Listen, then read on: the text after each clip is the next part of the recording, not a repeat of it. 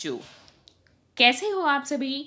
आशा करती हूँ आप सभी स्वस्थ होंगे। चलिए दिनांक 21 मार्च 2022 की कार्यपत्रिका संख्या 50 करते हैं, जो SCERT द्वारा दी गई है और कक्षा 5 के लिए है। यहाँ साथ में आप अपना सेक्शन लिखिए, A, B या C, जो भी आपका सेक्शन है। पठन अभियान का 10वां सप्ताह है, जिसका थीम है स्वयं पर भरोसा। यहाँ आपको अपना नाम और यहाँ पर अपने शिक्षक या शिक्षिका का नाम लिखना है।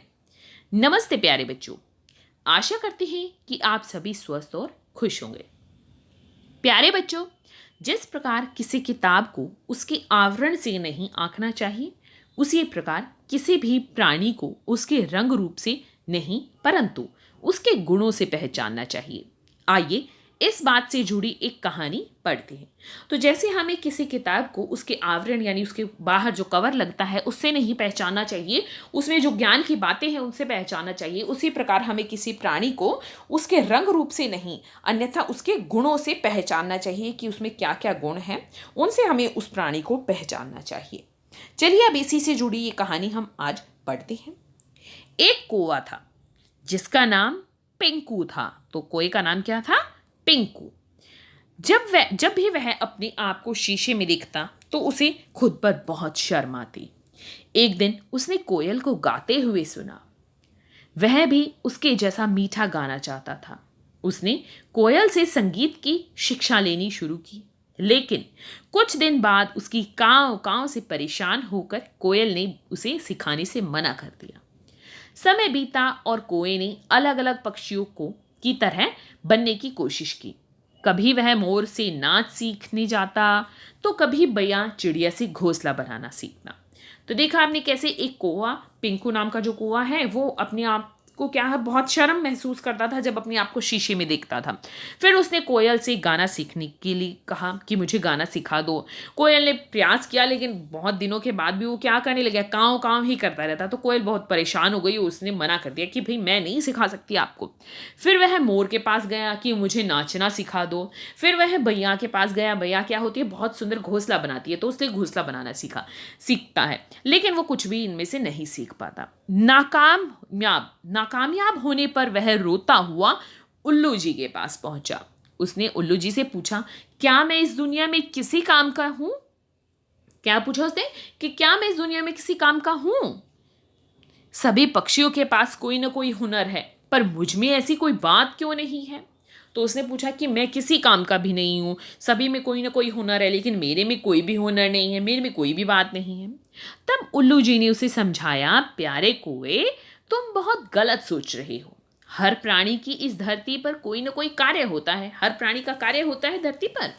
कौवे और गिद्ध जैसे पक्षी मरे हुए जानवरों को खाते हैं, इससे धरती पर सफाई होती है और कितनी ही बीमारियां फैलने से बचती हैं। प्रकृति को संतुलित रखने में तुम्हारा बहुत बड़ा हाथ है। अपने बारे में इतनी खास बात सुनने के बाद कौवे को खुद पर गर्व महसूस हुआ। फिर कभी उसने अपने आप को बेकार नहीं समझा। तो देखा किस तरह से उसने, उल्लू ने उसको समझाया कौवे को कि क्या होता है, जो कौवे या गिद्ध होते हैं, मरे हुए जानवर जो भी इधर उधर होते हैं, उनको वो खाते हैं, सफाई करते हैं धरती से। और फिर क्या होते हैं, जब बहुत सारी जो ऐसी बीमारियां हैं जो मरे हुए जानवरों से फैलती है, तो वो फैलने से बच जाती है।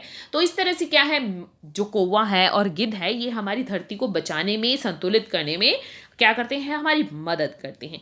तो ये सुनकर कौवे को बहुत क्या हुआ, गर्व महसूस हुआ, और उसने फिर कभी अपने आप को बेकार नहीं समझा। तो अक्सर हम भी अपनी ज़िंदगी में ऐसे ही कर बैठते कई बार कि मैं तो बहुत पढ़ने में भी अच्छा नहीं हूँ, मैं खेल में भी अच्छा नहीं हूँ, हमेशा मुझे डांट सुननी पड़ती है, मैं कोई काम ठीक से नहीं कर पाता हूँ। तो बहुत कई बार हम भी करते हैं ना ऐसा।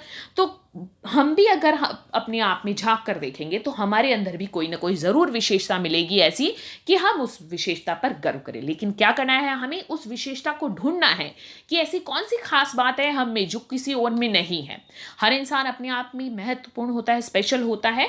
तो क्या है, हमें बस यही देखना है कि हमारे अंदर ऐसी कौन सी विशेषता है जो किसी और में नहीं है, बस उसी को पहचानने की ज़रूरत है। फिर हमें अपने आप पर स्वयं भी गर्व महसूस होगा। तो कोई भी भगवान ने ऐसे ही बेकार में नहीं बनाया है, चाहे वो कोई इंसान हो, चाहे कोई पक्षी हो, या चाहे कोई भी प्राणी हो। अब यहाँ पर देखिए, पहला प्रश्न है, बच्चों आपका सबसे प्रिय मित्र कौन है? उसका नाम लिखिए। आपको वह किन विशेष गुणों के कारण प्रिय है अपने शब्दों में लिखिए। तो यहाँ पर देखिए, आपको पहले तो अपने शब्दों में लिखना है, लेकिन फिर भी मैं इसका उत्तर आपको लिखित रूप में दूंगी, जिसकी सहायता से आप अपना उत्तर भी लिख सकते हैं। तो सबसे पहले आपको अपने प्रिय मित्र का नाम बताना है। जैसे आप लिखेंगे कि मेरे प्रिय मित्र या मेरा प्रिय मित्र श्याम है, उसका नाम लिख दिया। फिर उसकी विशेषता और गुण बतानी है आपकी कि उसमें क्या क्या विशेषताएं हैं, क्या क्या गुण है जिसके कारण आपको वो प्रिय है। तो जैसे आप लिखते हैं कि वह बहुत होशियार है, हमेशा कक्षा में प्रथम आता है, वह बहुत दयालु भी है, हमेशा दूसरों की मदद करता है, वह बहुत ईमानदार है, वह हर कार्य को समय पर पूरा करता है।